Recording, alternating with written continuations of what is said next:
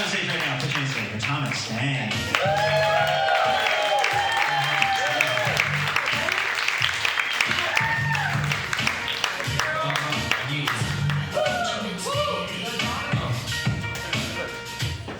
Good evening, everybody. Good evening. How's everybody doing? My name is Thomas. I am not from the South. But I was actually from here. So I was born and raised in sunny, beautiful Los Angeles, California. And I think, no matter where I go, LA will always be home to me. I got a lot of love for my city, That's why when I went to UCLA as an undergraduate, I really loved my college experience because, man, that was the first time I got to study abroad. And I studied abroad in Orange County. No, but I really did get to study abroad in a really cool place, Hong Kong.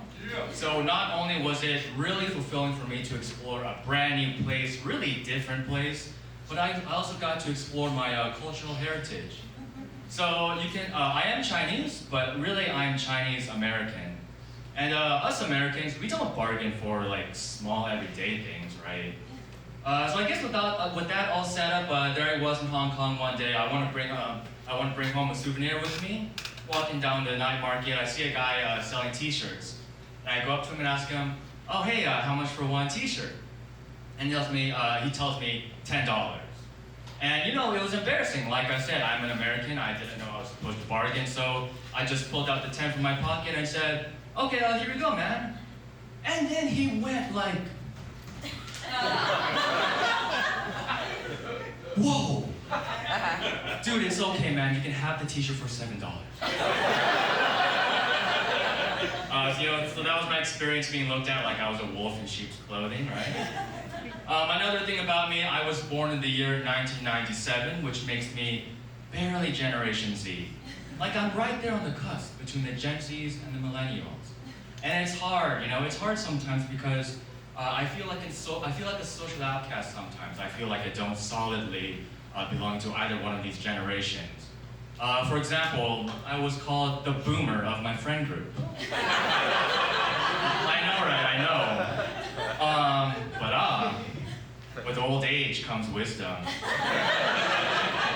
All my Gen Z friends still pay respect to me because I'm the only one in the friend group who knows how to illegally burn music onto CDs. But yeah, like I said, it was hard for me to break into my Gen Z friend group because for the first time in my life, I couldn't keep up with all the online slang, Like, for example, I didn't know what the word Riz meant. On God, I didn't know what the word Riz meant. And every time I would hang out with my Gen Z friends, it was like I was going on these undercover missions to infiltrate my way into the incomprehensible realm of Gen Z internet vocabulary. Like, for example, one time I went up to my friend and was like, "Yo, what's up? Sigma Goat. Hey, can I ask you a question? Hey, just between the two of us, what does Riz mean?"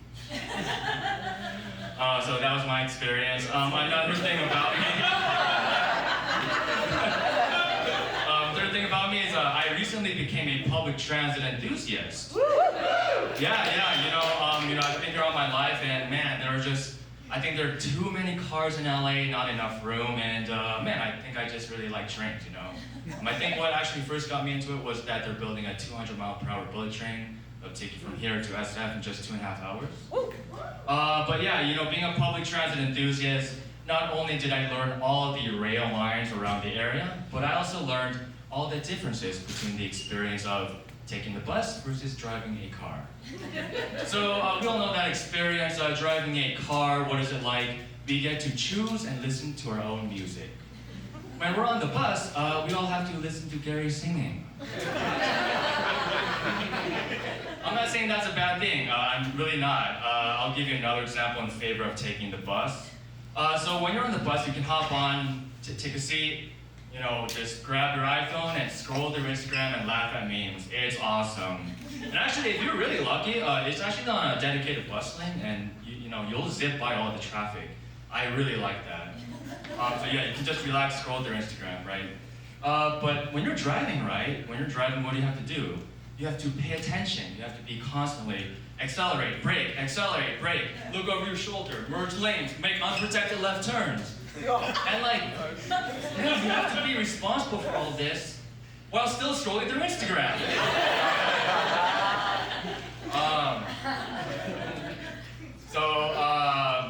Recently, I've given up on trying to be an intimidating person.